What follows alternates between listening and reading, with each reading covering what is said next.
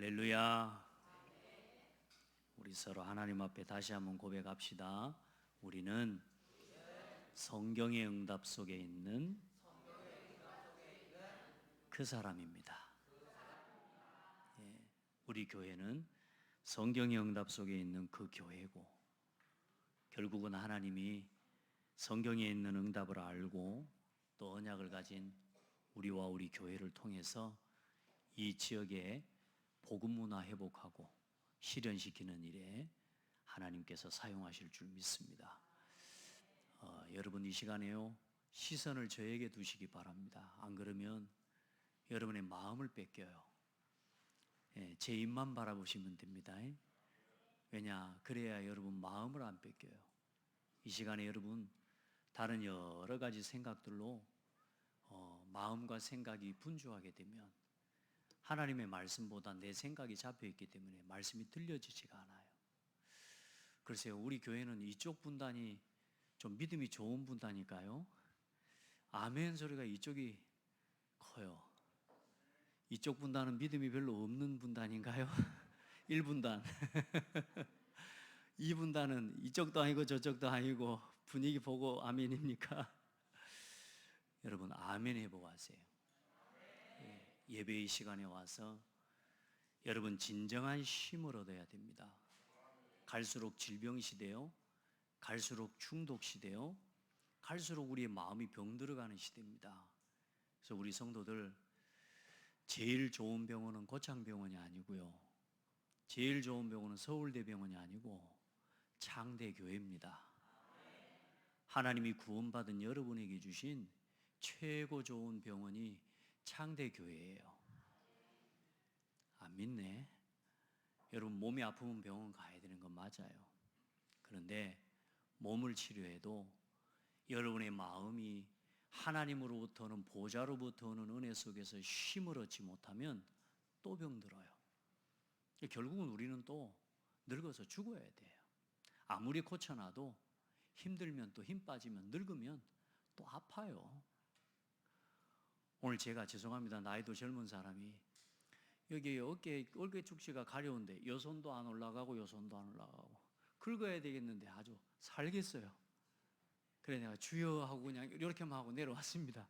그러면서 참 어릴 때 아버지가 어깨 좀 긁어주라, 할머니가 이렇게 긁어달라는 말, 왜 긁어달라는지 나는 몰랐거든. 그런데 손이 안 가. 여러분 우리 몸은 늙고 병들어요. 그러나 하나님이 주신 은혜 속에서 참된 쉼을 누리고 하나님이 주신 말씀 안에서 진정한 인생의 답을 얻고, 아멘, 정말로 하나님과 함께하는 보좌, 이 놀라운 축복, 하나님은 전능하신 하나님이요, 영원하신 하나님이요, 완전하신 하나님이잖아요. 그 하나님의 손이 나를 위해 일하시는 참된 힘을 누리는 기도의 비밀이 있어야 돼요. 여러분 그게 병을 고치는 것보다 중요한 게, 여러분 병이 상관없어지는 믿음이 회복돼야 된다니까. 그게 진짜 치유입니다. 평생 건강하기를 바라는 기도를 가지고 살아가는 사람은 절대로 그 응답 받을 수 없습니다. 잠시 건강할 때가 있겠죠. 그때는 응답이지만 그렇지 않은 응답이 아닌 시간이 훨씬 그 사람에게는 많을 거예요. 그러나 나와 하나님이 함께 하시니까, 영원하신 하나님이 내 아버지니까 하나님이 나와 함께 하시니 나는 오늘 이 문제가 상관없습니다. 그렇게 돼야 치유됩니다. 그래, 그 사람은 하나님 앞에 예배하는 게 우선순위입니다. 병원 가는 게 우선순위가 아니고 예배하는 것이 우선순위고, 말씀 듣는 것이 우선순위고, 기도하는 것이 우선순위가 돼요. 아멘. 그리고 전도를 놓고 내 인생 살아가는 길, 우리 육신이 썩어 없어지기 전에요, 우리가 우리 인생에 가장 가치 있는 작품이 뭡니까? 우리가 살아있는 동안에 나 닮은 자녀를 남긴 게 그게 최고의 작품이죠. 또 우리가 영적으로 받은 하나님 앞에 은혜 속에서 우리가 우리 썩어질 몸을 입고 사는 동안에 우리가 남길 수 있는 최고의 작품은 뭐냐? 나를 통해 구원받는 사람이 생기는 거예요. 그걸 보고 생명운동이라고 합니다. 그걸 보고 전도운동이라고 합니다. 나를 통해 누군가가 복음을 듣고 구원 얻는 그 일을 위해 내 썩을 몸이 쓰임받는 거예요. 이게 영원한 축복입니다. 여러분의 물질이 먹고 마시는 그것을 위해 쓰고 남으면 좋겠지만, 여러분의 경제가 복음 위에 전도 위에 쓰여지는 참되는 헌금의 즐거움이 여러분에게 있어야 돈 버는 맛이 나고 돈 쓰는 진짜 재미가 나는 겁니다. 여러분, 이 5가지 행복을 누리는 신앙이 되기를 예수님의 이름으로 축복합니다. 그 힘이 있어야 아픔도 절망도 문제가 되지 않아요. 우리 성도들은 아픔에 매이지 마시고 그 모든 것에서 우리를 자유케 하시는 그리스도를 누리시기 바랍니다. 아멘. 영원한 소망을 누리게 되기를 바랍니다. 자, 그 길을 걸어갔던 오늘 전도팀인데, 이제 바울이 오늘 이제 2차 전도를 갑니다. 2차 전도. 47년에서 약 49년까지 2년 정도의 시간이에요. 그리고 49년 부터 이제 52년까지 이제 약 3년의 이제 시간 동안에 제 2차 전도 여행을 떠나게 되는데, 먼저 우리가 지난 말씀을 좀 확인해 보면 이방인 전도와 공교회의 문을 연 안디옥 교회 전도팀이다. 여러분, 제가 아침에 지도를 좀 여러분한테 올려놨어요. 왜냐하면 좀 그래도 저 지구 반대편, 우리가 비행기를 타고 일단 제가 터키 아스탄불 이 공항까지 인천공항에서 찍어보니까 약 12시간이 나와요. 비행기를 타고 12시간이 날아가야 있는 그 동네에서 지금 말하자면 지금 사도 바울이 전도운동을 펼치고 있는 겁니다. 그것도 걸음으로, 도보로.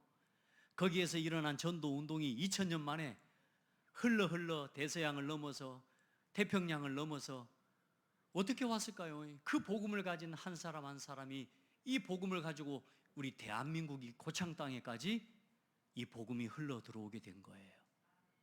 그 전도운동이 시작된 그 교회, 그 전도운동을 시작했던 교회, 이방인을 향한 예수님께서 말씀하신 예루살렘과 유대와 사마리아와 땅 끝까지 이르러 내 증인이 되리라, 이 말씀을 붙잡고 흩어졌던 그 안디옥 교회 성도들과 그 안디옥 교회에서 일어난 전도팀 바나바와 바울팀을 통해 하나님이 일어난 전도가, 어쩌면 더 구체적으로 이야기하자면 사도 바울을 통해 일어난 이 전도운동이 로마를 넘어서 로마를 250년 만에 복음화하고 전 세계까지 이 복음이 증거되어지게 만드는 중요한 출발점이 되었다, 그 말입니다. 그래서 그 시대에도 로마를 복음화한다는 건 불가능한 이야기였습니다. 아무 힘이 없잖아요. 오히려 로마의 황제들은 예수 그리스도를 믿는 사람들을 핍박하고 죽였지 않습니까? 불태워 죽이고 사자밥이 되게 만들고 서로 싸우게 만들어서 결국은 이 말하자면 투사들아 속에서 피 흘려 죽게 만들고 수많은 고통을 통해 이 핍박과 순교를 통해서, 그러나 기독교는 250년 만에 총으로 칼로 무력으로 로마를 정복한 게 아니라 복음으로 로마를 정복했다, 그 말입니다. 하나님은 그래서 지금도 이 시대에 우리 눈으로 볼 때는 전 세계가 네피림 시대예요. 교회 나와 앉아있는 성도들도 복음의 이유, 복음의 가치 잘 몰라요. 후대가 방황하는 시대, 교회가 문 닫는 시대, 전 세계 네피림, 다시 말해 귀신 들리는 문화를 만들어내는 이 시대에 우리가 아무 힘이 없는 것 같고, 이 전라도 고창 땅에서 이름 없이 빛 없이 모이는 소수의 성도들 작은 교회가 뭘 하겠습니까마는, 오늘 이 교회에 주의 손이 함께 한다면 이제 우리가 이 복음을 들고 지금 뭐 하고 있습니까? 동남아로, 유럽으로, 미국으로, 아프리카로 선교사를 파송하는 교회가 되어졌고, 하나님 우리 단체를 통해 하나님은 지금도 전도운동을 이끌어가고 있습니다. 그 흐름 속에 누가 있다고요? 내가 있다, 그 말이에요. 그걸 오늘 붙잡으시면 좋겠어요. 여러분이 성경의 응답 속에 있는 사람이라는 거, 성경의 응답 속에 있는 그 산업인이라는 거, 여러분 붙잡기를 바랍니다. 그래, 먼저는 안디옥 교회가 받았던 응답처럼 그 소수에 흩어졌던 몇 사람이 모여서 세운 교회 아닙니까? 그 몇 사람이라고 치고 볼 때 우리 장대교회는 큰 교회, 작은 교회예요. 이것만 모이는 숫자라도 큰 교회라니까요, 여러분. 우리가 힘없는 교회가 아니에요. 이제 여기 있는 여러분 중에 단 한 사람이라도 2000년 전에 안디옥 교회를 쓰신 하나님께서 오늘 이 시대를 위해 하나님이 나와 우리 교회를 하나님이 쓰시기를 원하시는구나. 아멘. 그 믿음을 가진 사람, 그 믿음을 가진 후대를 통해서 하나님은 오늘도 하나님의 뜻을 이루어가고 계시는 것입니다. 그래서 이방인 전도, 특별히 사도행전 13장에 선교팀을 파송하고 1차 전도가 시작됐고요. 그 걸음을 통해서 구브로를 지나서 지금의 키프로스라고 하는 섬이에요. 제가 올려드린 여러분 지도에 보면 혹시라도 여러분 핸드폰 다 갖고 있기 때문에 검색을 해보셔도 되고요. 자, 그 키프로스 섬을 시작으로 해서 버가, 비시디아 안디옥, 이고니온, 루스드라, 더베, 또 아탈리아로 해서 다시 이제 안디옥으로 돌아오는 이 1차 전도 여행을 통해 이방인 전도에 큰 문이 열린 겁니다. 예수님께서 이방인을 향해 가라, 저 땅끝을 향해 가라고 명령하셨는데도 불구하고 그 땅끝을 향해서 복음을 전하는 사람들이 없는 거예요. 별로 없어. 왜냐? 유대주의의 사상에 묶여 있기 때문에. 그래, 유대인을 넘어서서 이방인에게 복음을 전한다는 것이 쉽지가 않아. 눈치를 봐야 되는 거. 심지어 베드로도 눈치를 봤다니까. 그래, 이제 이 그들 교회를 중심으로 일어나는 전도 운동에 대한 보고를 이제 예루살렘 교회에 오늘 보진 않았지만 사도행전 15장 1절부터 35절까지 이걸 보고 예루살렘 1차 공회라고 합니다. 우리 기독교 역사에 굉장히 중요한 신학적 또 교회에 대한 중요한 이 결정이 되어진 시기예요. 그래서 이제 이방인 신자와 또 이방인을 중심으로 한 교회에 대한 초대교회의 첫 공식적인 승인이 일어난 거예요. 자, 이제 이방인들도 교회를 세우고 그들에게 복음을 전하고 그들을 통해 이제 예배가 되어질 수 있도록 첫 공식 회의를 통해 승인이 일어난 거란 말이에요. 왜 이런 일이 일어났냐? 말씀했다시피 지금 현재의 기독교인들은 유대교를 믿다가 돌아온 사람들이에요. 그러니까 거의 대부분은 유대인이 예수님을 믿고 그리스도를 믿고 돌아온 기독교인들이기 때문에 아직도 그들이 가지고 있는 생각이 어떤 생각이 있어요? 할례를 행해야 되고 구약의 제사를 행해야 되고 구약의 모든 법도들을 지금 우리가 보고 있는 십계명과 그 모든 지금 레위기에서 보고 있는 그런 제사와 구약의 율법을 지켜야 된다라는 거예요. 그래야지 구원 얻는 거고 그 율법에다가 예수님께서 죽으시고 십자가에 죽으시고 부활하신 그 복음의 내용만 첨가를 시킨 거란 말이에요. 복음은 뭐예요? 이제 이 구약의 모든 율법, 모든 제사, 그 모든 걸 완성하셨단 말이에요. 더 이상은 할례를 행하지 않아도 돼요. 더 이상은 구약의 율법을 지키지 않아도 돼요. 그렇죠? 그런데 이 유대인들이 아직도 이 종파가 뭐냐? 기독교로 완전히 그리스도만을 위한 오직 그리스도를 믿는 믿음으로 구원받는 게 아니라 아직도 율법을 지켜야지 구원받는다라는 생각을 가지고 교회에 남아있는 사람들이 대부분이란 말이에요. 그러니 그들이 이방인에게 가서 복음을 전하는 것을 허락하기 쉽지 않는 거라. 할례 받지 않는 자 집에서 같이 먹고 마시는 것이 이 사람들 눈에는 이렇게 맞지 않는 거예요. 그러니까 하나님께서 예루살렘 교회를 이제는 이 촛대를 옮겨서 안디옥 교회로 옮긴 사건이 그 사건 아닙니까? 근데 아직까지도 지금 이 예루살렘 교회가 쉽게 말하자면 총회장 있는 교회란 말이에요. 우리 교단으로 말하면 우리 이 총회가 있는 교회란 말이에요. 예루살렘 교회가 총회가 있는 교회인데 그 교회 안에 유대주의자들이 많이 있어요. 그래서 이제 그 사람들이 할례를 행해야 구원받는다, 이런 식의 이야기를 사도 바울이 전도한 이 전도에 대해서 비판을 하는 거라. 변론이 일어나는 거예요. 그래서 결국은 야고보가 중재를 하고 그 야고보를 통해서 그러면 우리 15장 27절 말씀 봐봐요. 25절부터 15장 25절 말씀부터 같이 한번 읽어봅시다. 29절까지 시작. 사람을 택하여 우리 주 예수 그리스도의 이름을 위하여 생명을 아끼지 아니하는 자인 우리가 사랑하는 바나바와 바울과 함께 너희에게 보내기를 만장일치로 결정하였노라. 그리하여 유다와 실라를 보내니 그들도 이 일을 말로 전하리라.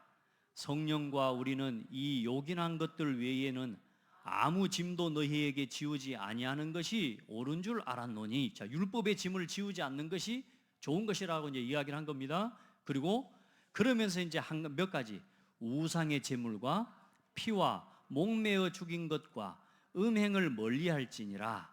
이에 스스로 삼가면 잘 되리라. 평안함을 원하노라 하였더라. 자, 이제는 싹 다 그냥 끝내면 좋을 건데, 일단 우상의 짐을 우상 섬기고 남은 피, 그건 안 먹는 거, 그건 좋은 겁니다. 그래. 자, 우상 음식 먹지 말 것, 그다음에 피채 먹지 말라 말씀하셨잖아요, 구약에. 그리고 목매어 죽인 것은 먹지 말 것, 그리고 음행을 피하라. 여기 이 부분까지를 넣어서 이제는 이방인 전도와 이방인의 교회를 허락하는, 이 말하자면 결정이 떨어진 것입니다. 그래, 여러분, 참 기독교사회, 교회사에 이런 회의와 이런 결정들이 올바른 성경적, 신학적 이 정립이 되어져 가면서 감사하게 칼빈의 우리 신학을 바탕으로, 그 칼빈의 신학이 또 성경의 사도 바울이 말한 이 모든 서신서가 신학적인 말하자면 재료입니다. 그리고 그걸 바울 신학이라고 이야기해요. 성경이 말하는 올바른 성경관, 또 하나님에 대한 신론, 사람이 어떤 존재인지, 죄가 뭔지, 구원이 뭔지, 그걸 보고 기독론이라고 해요. 자, 이런 모든 성령이 어떤 분인지, 이걸 성경이 말하는 신학적인 모든 부분들을 가장 옳게 정리를 해놓은 교단 아래에서 저와 여러분이 지금 예배를 드리고 말씀을 드리고 있다는 건 하나님 앞에 큰 은혜가 아닐 수 없어요. 그리고 이 여기에 대한 해석들과 여기에 대한 이 복음에 대한 해석을 어떻게 하느냐에 따라 이단이 나와지고 사이비 종교가 나오는 건데요. 우리가 어떤 한 부분의 성령의 이 신비적인 역사에 치우친 신비주의가 아니고, 어떤 지켜야 된다라고 하는 맹목적인 율법을 강조하는 율법주의에 빠지는 것이 아니라, 또 사람의 행위와 사람의 기준으로 구원 얻을 수 있다라고 하는 잘못된 신학적인 논리를 가진 그런 교단이 아니라, 가장 균형이 있는 칼빈의 신학을 바탕으로 하나님의 은혜 가운데 우리가 지금 이 복음을 전하는 개혁교단 아래에서 성경의 말씀을 받고 배우고 가르치고 전하고 있다는 건 하나님 앞에 큰 축복이에요. 그래서 여러분, 교단을 위해서 기도해야 되고 교회를 위해 기도해야 되는 거고, 특별히 신학자들과 목회자들을 위해 기도해야 되는 거예요. 지금 미국의 신학교들이 전부 이제는 문 닫아가고 있고요. 심지어 있는 신학교 교수들도 이제는 어떤 상황이냐, 이제는 예수 그리스도 밖에도 구원이 있다고 말하는 교단이 더 많아요. 우리가 잘 아는 이스라엘에 그 복음이 시작된 이 예루살렘 그곳에 있는 신학교들, 히브리 대학교, 이런 모든 대학교들은 이제 전 세계 이단 사이비들이 다 와서 배우는 신학교가 돼버렸어요. 일본에는 신학교가 없어져 버려. 이제는 신학교가 없고 신학 교수도 없어요. 심지어 목사가 없어서 이제는 교회에는 성도들은 모여 있는데 말씀을 전해줄 목사님이 없어서 목사님 한 사람이 10교회씩을 돌아다니면서 말씀을 전달해 주는 교회가 허다합니다. 장대교회는 하루에도 3번씩 4번씩 예배 드리는데, 할렐루야. 여러분, 하나님께 감사합시다. 하나님 감사합니다. 그래도 여러분 일주일에 한 번밖에 안 듣잖아. 얼마나 안타까워요. 여러분 봐요, 지금 그렇게 무너져 버렸다는 거예요. 오늘 여기서 강단에 서서 이 하나님의 말씀과 성경이 말씀하는 복음의 메시지를 끊임없이 말씀을 전하는 이 말씀을 들음으로 우리가 신앙을 지키고 믿음을 지키고 온전한 삶을 살아갈 수 있게 되는 거거든요. 근데 지금 전 세계 교회들이 지금 다 문 닫아가는 이유들, 신학교들이 문을 닫고 목회자들이 지금 변질되고 타락하고, 여러분 진짜 지금 우리가 이 자리에서 예배하는 것이 하나님의 은혜인 것을 모르면 안 돼요. 한번 고백합시다. 모르면 나빠. 예, 나쁜 건 다른 게 나쁜 게 아니요, 하나님의 은혜 주신 이 축복과 이 예배의 축복이 얼마나 큰지를 모르면 그거 나쁜 거라니까. 진짜 하나님 앞에 그 은혜를 알게 되기를 축복합니다. 그래서 교회는 그리스도의 나라입니다. 세상은 뭐냐? 사람이 세운 나라를 보고 민주공화국이라고 해요. 공화국. 왕이 세운 나라를 왕국이라고 해요. 그리스도께서 세우신 나라를 교회라고 합니다. 할렐루야. 그래, 우리는 누가 세운 나라예요? 그리스도께서 세우신 나라입니다. 여러분은 그리스도께서 세우신 하나님의 나라입니다. 그게 교회예요. 그래, 성령의 인도와 이제 오늘 바울의 2차 전도 여행을 가게 됩니다. 자, 근데 이제 시작하는데 사도행전 16장, 15장 마지막에 이제 36절부터 보면 이제 바울과 바나바가 팀이 되어 또 이제 전도를 우리가 하자. 바울이 이제 제안을 하는 겁니다. 바울은 이미 1차 전도 여행을 다니면서 2차 전도 여행 또 그 다음 3차 전도 여행에 대한 이미 계획을 사도 바울은 가지고 있는 겁니다. 그래서 이제 같이 바나바와 함께 가자고 말하는데 1차 전도 여행을 떠나는 중에 사도행전 13장 여러분 저 앞에서 보면 13절에 보면 중간에 마가 요한이라고 하는 사람이 함께 동행하다가 중간에 떨어져 나가버렸어. 뭐 아파서 뭐 떨어져 나왔든지 시험이 들었든지 몸이 힘들었든지 간에 일단 중간에 선교에 동참하다가 중간에 떨어져 버린 거예요. 그래서 이제 사도 바울은 이 마가 요한을 데리고 가지 말자. 아직 좀 더 있다가 더 믿음을 지켜 세우고 더 이 사람을 아마 그런 세우고 난 뒤에 데리고 가자라고 이제 생각을 했겠죠. 그런데 바나바는 기어코 이 마가를 데리고 가자. 이 마가라는 사람은 누구냐면 나중에 마가복음을 쓴 사람이에요. 나중에 참 중요한 믿음의 사람으로 서거든요. 또 바울의 마지막 사역 중에 마가를 굉장히 소중한 동역자로 고백을 합니다. 그런데 이제 아직은 이 사람이 연약하기 때문에 사도 바울은 두고 가자. 근데 바나바는 데리고 가자. 두고 가자, 데리고 가자. 요거 하다가 둘이 막 어마어마하게 싸웠던 겁니다. 전도자들이 막 치고받고 싸웠는가 봐. 힘이 다투었단 말. 두 사람이 막 팀이 이제 그냥 아예 따로따로 가버릴 만큼 싸웠으니까 일단은 누가 한 사람 피멍이 한번 드는 사람이 생겼을 것 같아. 자, 그만큼 다툰 거지. 그만큼 중요한 겁니다, 전도는. 그래 이제 바나바는 또 마침 또 누구냐?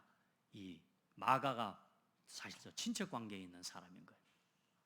그래, 바나바는 마가라는 요한을 데리고 그 전에 갔던 그브로섬, 그브로섬으로 해서 이제 사역을 가는데 바나바의 사역은 그 이후로 성경에 기록되어 나오지 않습니다.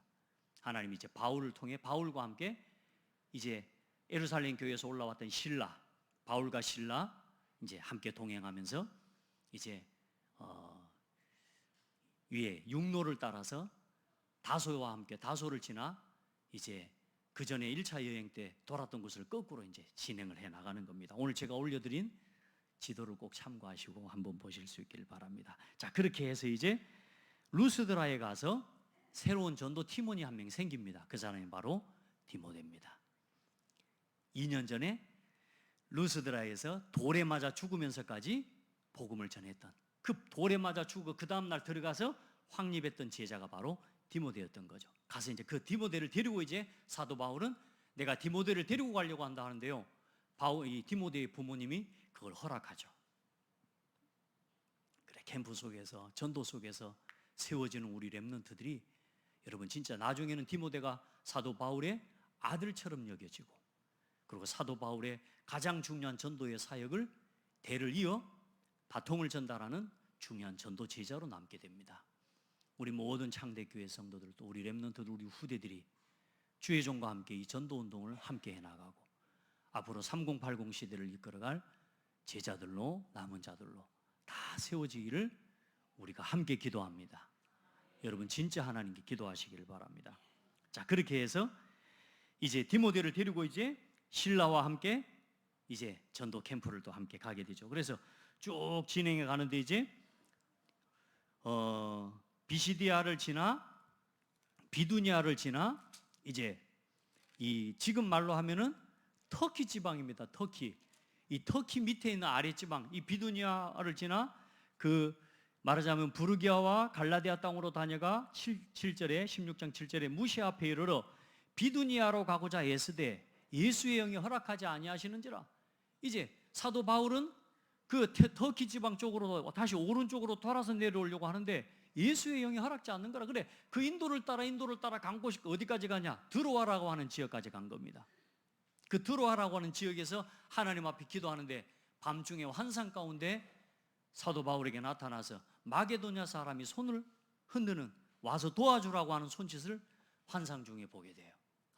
그래서 사도 바울이 깨닫습니다. 하나님께서 지금 마게도냐로, 저 마게도냐 쪽에 하나님께서 저게 복음을 전할 계획이 있는 줄로 인정함이라라. 10절에 바울이 환상을 보았을 때 우리가 곧 마게도냐로 떠나기를 힘쓰니 이는 하나님이 저 사람들에게 복음을 전하라고 부르신 줄로 인정함이로라. 아멘.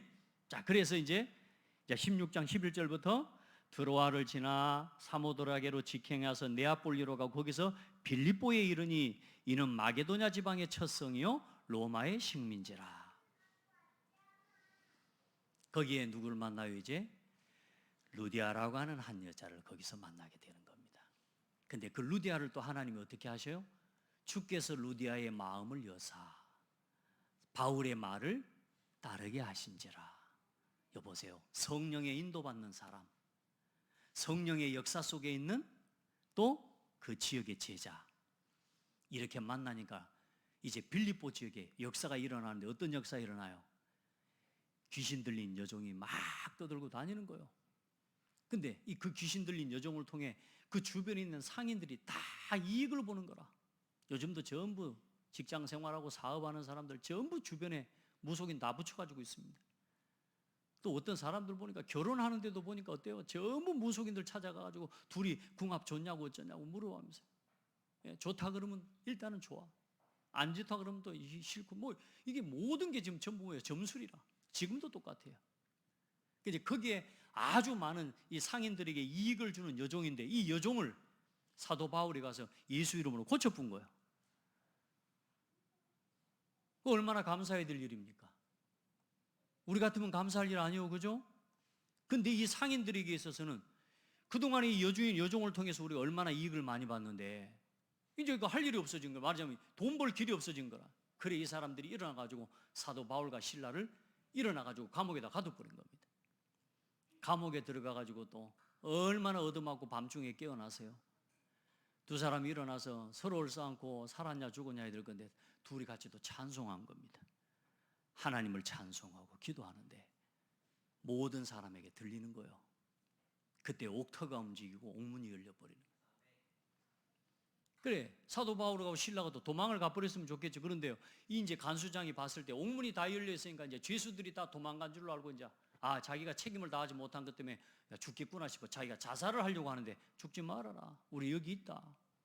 그리고 그 간수장에게 복음을 전해요. 그 간수장이 마음을 열고 자기 집에 들여서 씻기고 입혀서 먹는데 그와 그 집이 온 집이 다 세례를 받게 돼요. 할렐루야. 이게 전도입니다. 오늘 우리 성도들 여러분 한 사람 한 사람이 여러분 지역에 여러분 현장에 루디아 같은 제자가 되기를 바랍니다. 루디아 같은 한 사람인 줄 믿으시기 바랍니다. 그 사람을 통해 여종이 돌아오고 여종의 가족은 가만히 있었겠습니까?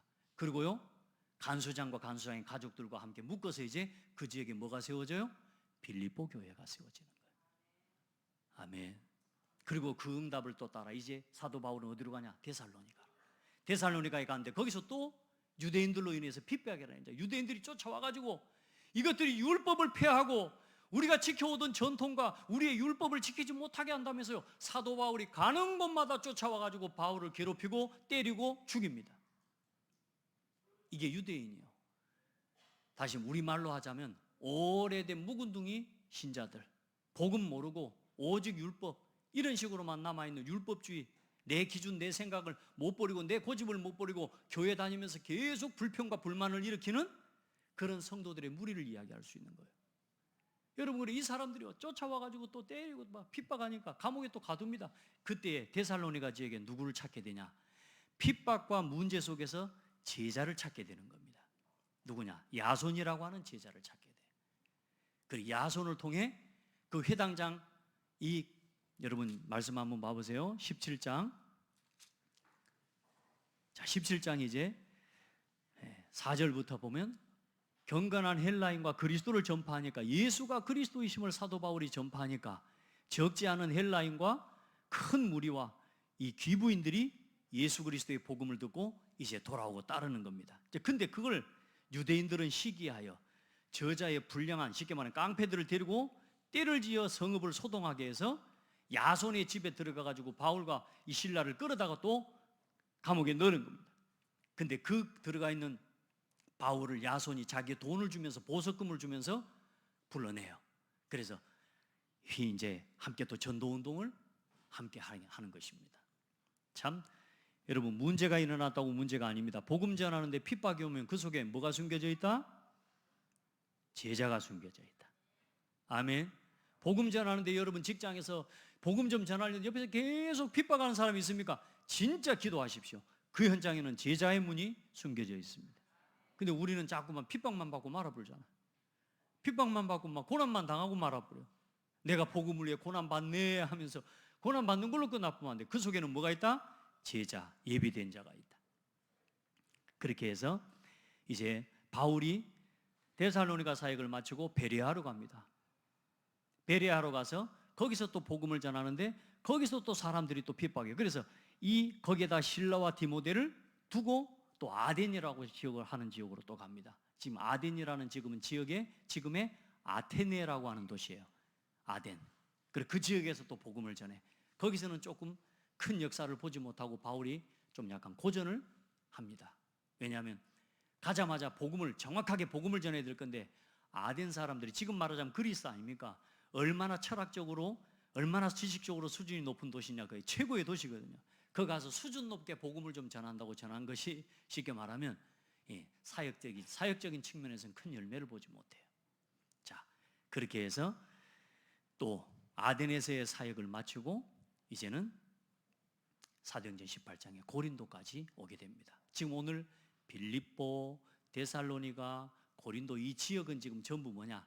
지금 우리말로 하면 그리스라고 하는 동네입니다. 그래, 이 고린도 지역까지 왔는데 고린도 지역에 이제 누가 또 거기서 만나게 되느냐? 브리스길라와 아굴라라고 하는 사람을 만나게 돼요. 이 사람들이 어떤 사람이다라고 하는 구체적인 기록은 성경이 없지만 사도행전 1장에 보면 로마에서 온 나그네, 사도행전 2장에 로마에서 온 나그네라고 하는 그런 귀절이 있어요. 아마 초대교회 그 마가다락방의 역사를 체험한 제자들이 분명하죠. 그래, 이 브리스길라와 아굴라가 사도 바울과 같이 업이 같아. 천막을 만드는 업이라. 다시 말해 그 시대의 사도 바울은 경제와 이런 전도 모든 선교비나 이런 부분들을 직접 일을 하고 수고해서 또 조달을 해서 또 선교를 감당하고 했던 거죠. 그래, 사도 바울과 함께 천막을 만들면서 안식일마다 회당에 들어가 복음을 또 전하는 겁니다. 거기서 일어난 복음 운동인데 보세요. 5절부터 한번 봐보십시다. 5절부터 시작. 18장 5절. 실라와 디모데가 마게도냐로부터 내려오매 바울이 하나님의 말씀에 붙잡혀 유대인들에게 예수는 그리스도라 밝히 증언하니 그들이 대적하여 비방하거늘 바울이 옷을 털면서 이르되 너희 피가 너희 머리로 돌아갈 것이요 나는 깨끗하니라. 이후에는 이방인에게로 가리라 하고. 무슨 말입니까? 유대인들이 계속 사도 바울을 핍박하니 이제는 너희 피, 너희의 죄값이 너희에게로 돌아갈 것이다. 이제 나는 어디로 향할 것이다? 이방인에게로 향할 것이다. 그렇게 하면서 이제 7절에 거기서 옮겨 하나님을 경외하는 디도 유스도라 하는 사람의 집에 들어가니 그 집은 회당 옆이라. 또 회당장 그리스도보가 또 온 지방과 더불어 주를 믿으며 수많은 고린도 사람들도 듣고 믿어 세례를 받더라. 밤에 주께서 환상 가운데 바울에게 말씀하시되 두려워하지 말며 침묵하지 말고 말하라. 내가 너와 함께 있음에 어떤 사람도 너를 대적하여 해롭게 할 자가 없을 것이니 이는 이 성 중에 내 백성이 많음이라 하시더라. 아멘. 두려워하지 말고 침묵하지 말고 예수 그리스도의 복음을 전해라. 부끄러워하지 마시기 바랍니다. 복음 전하는 건 부끄러운 거 아닙니다. 여러분, 침묵하지 말고 예수는 그리스도라 이 복음을 전하기를 축복합니다. 그러면서 뭐요? 두려워하지 마라. 너를 대적하는 자가 너를 해치지 못하도록 내가 지킬 것이다. 그러면서 뭐라고 말합니까? 이 성 중에 내 백성이 많음이라. 오늘 똑같이 우리가 이 말씀을 해석하자면 고창과 호남에 일단 우리에게 맡겨주신 지역은 호남 고창입니다. 이 고창에 내 백성이 많음이라.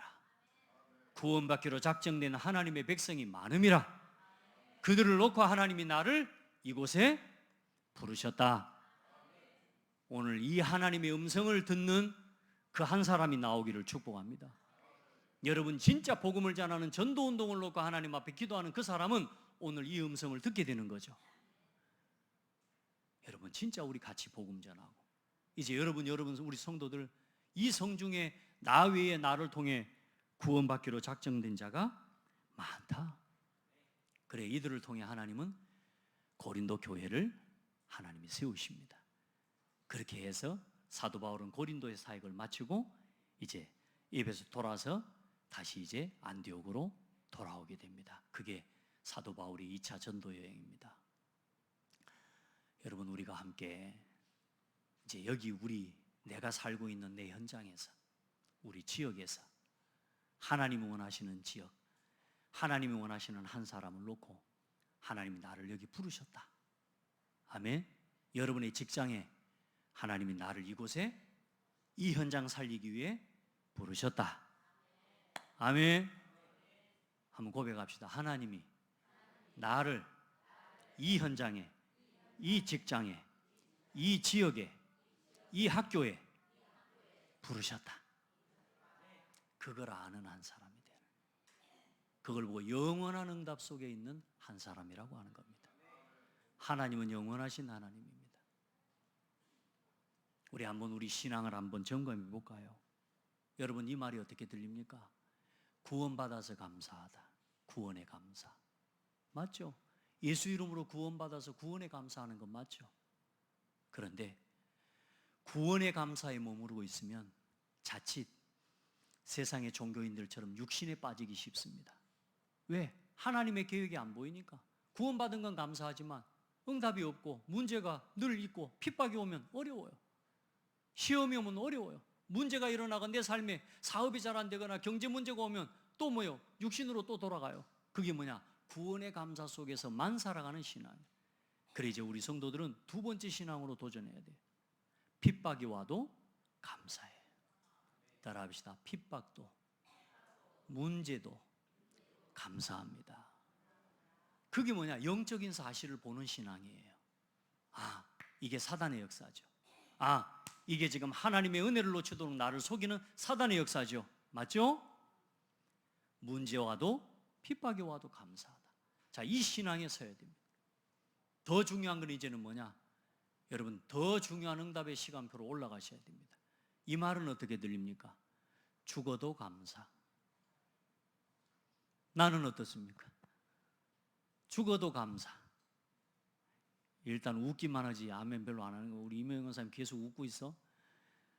여러분 어떠세요? 옆 사람 한번 봐보세요. 죽어도 감사. 돼요?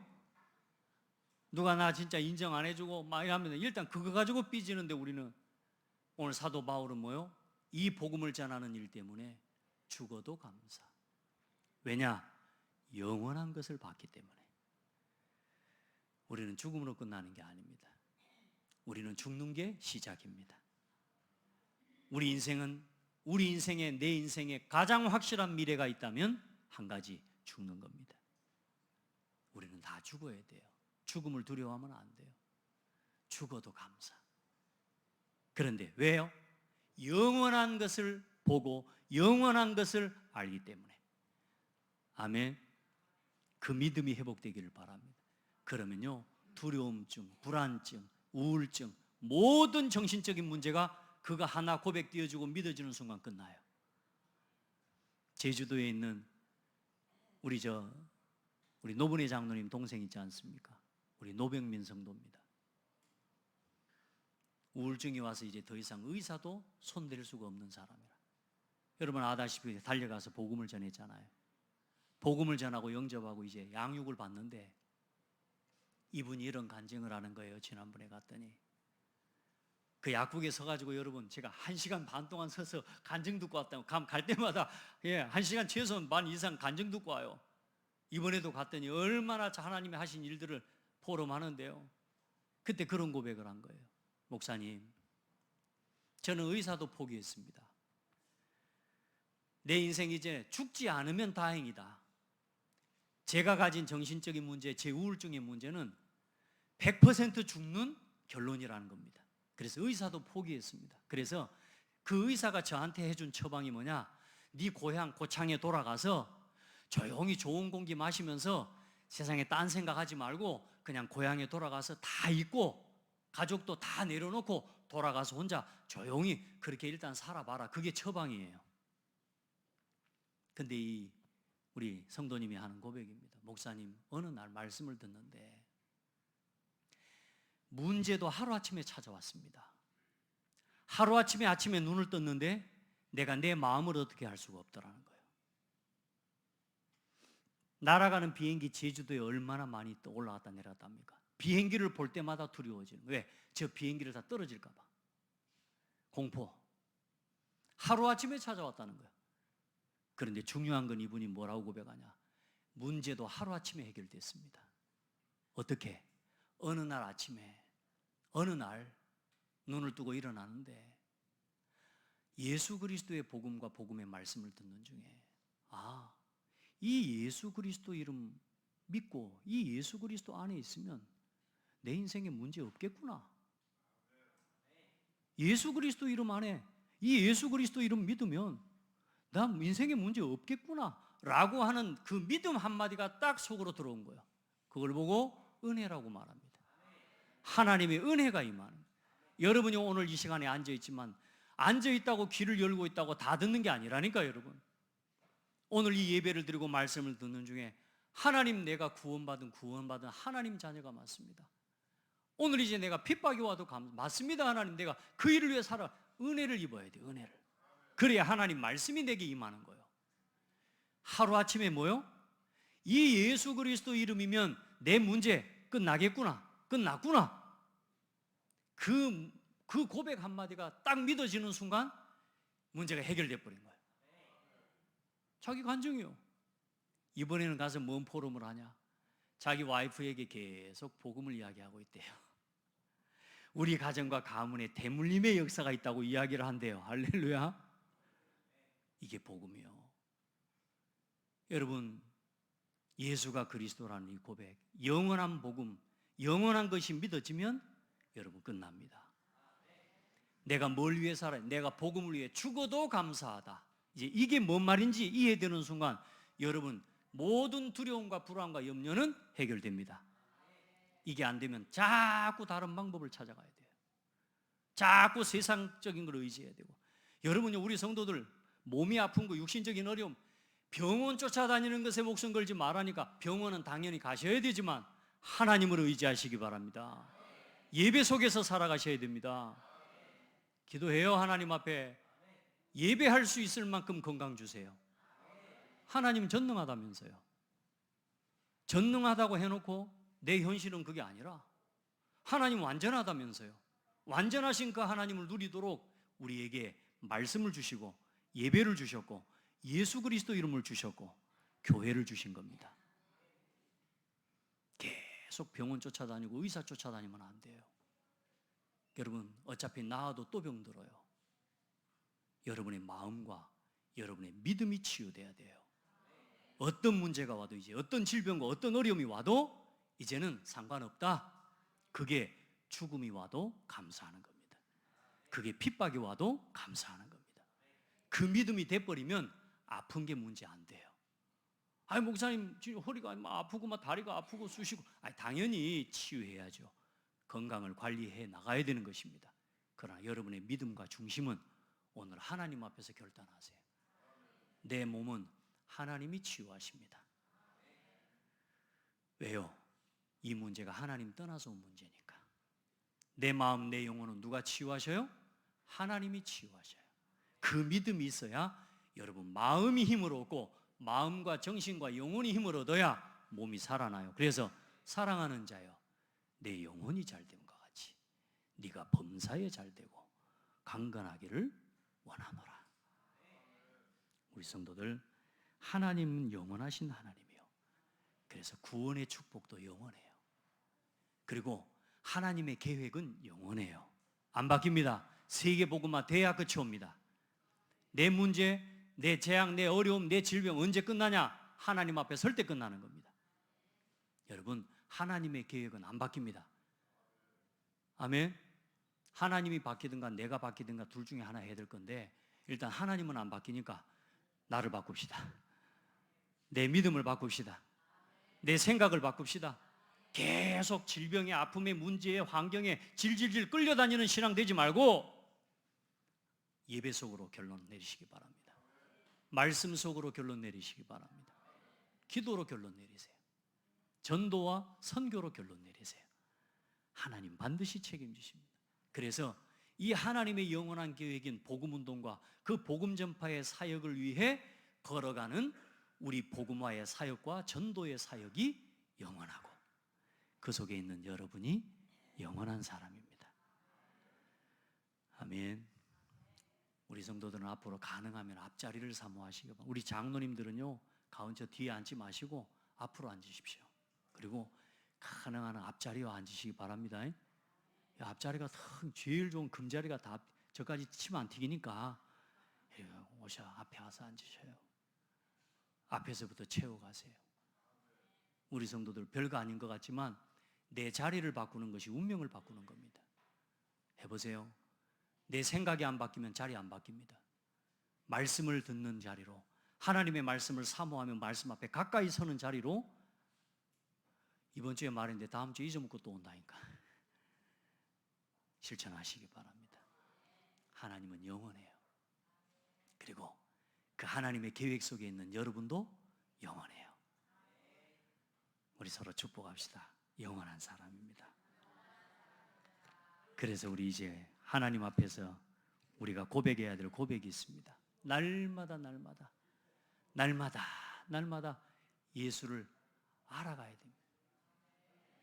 제 이야기 할게요, 장로님. 제 이야기 할게요, 이 시간에. 여러분요, 기도하고 우리 같이 오늘 이 시간에 같이 찬송할 건데, 이번 한 주간에도 또 고백했습니다. 하나님, 오늘도 예수를 이만큼 알아가게 해주셔서 감사합니다. 우리 한번 고백합시다. 하나님, 오늘도 이만큼 예수를 알게 해주셔서 감사합니다. 구원의 감사를 알게 해주셔서 감사합니다. 예? 오늘도 이만큼 우리가 힘을 얻는 겁니다. 이만큼 새로워지는 겁니다. 그래, 내 평생의 소원, 내 평생의 소원, 대속해 주신 그 사랑을 간절히 알기 원하네. 우리 하나님께 찬송합시다. 예수도 알기 원하네. 크고도 넓은 은혜와 대속해 주신 사랑을 간절히 알기 원하네. 내 평생의 소원, 내 평생의 소원, 대속해 주신 사랑을 간절히 알기 원하네. 예수도 알기 원하네.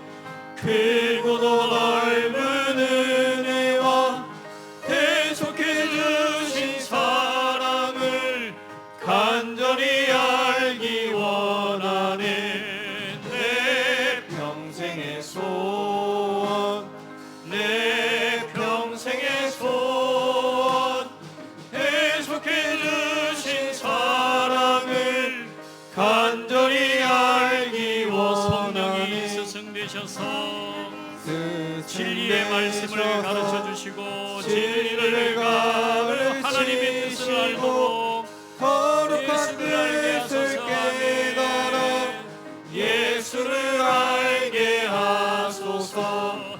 내 평생의 소원, 내 평생의 소원, 대속해 주신 사랑을 간절히 알기 성령의 감화 원하네. 받아서 성령의 감화 받아서 하나님 말씀 배우니 그 말씀 안전한 내 맘에 해답이 되도다. 내 맘에 교훈 되도다. 내 평생의 소원,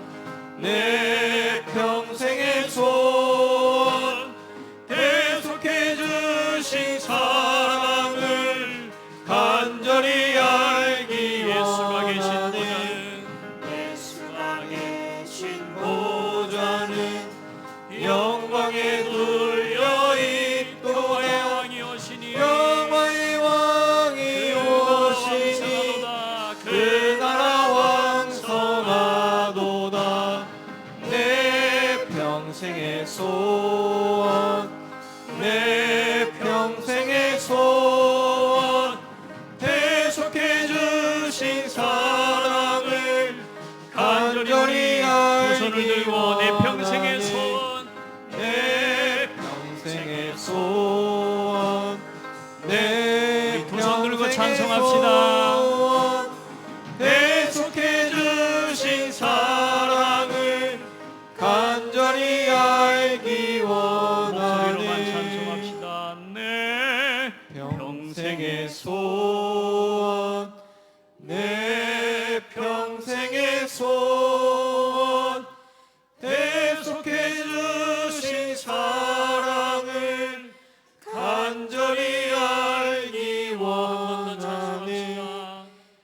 내 평생의 소원, 내 평생의 소원, 대속해 주신 사랑을 간절히 알기 원하네.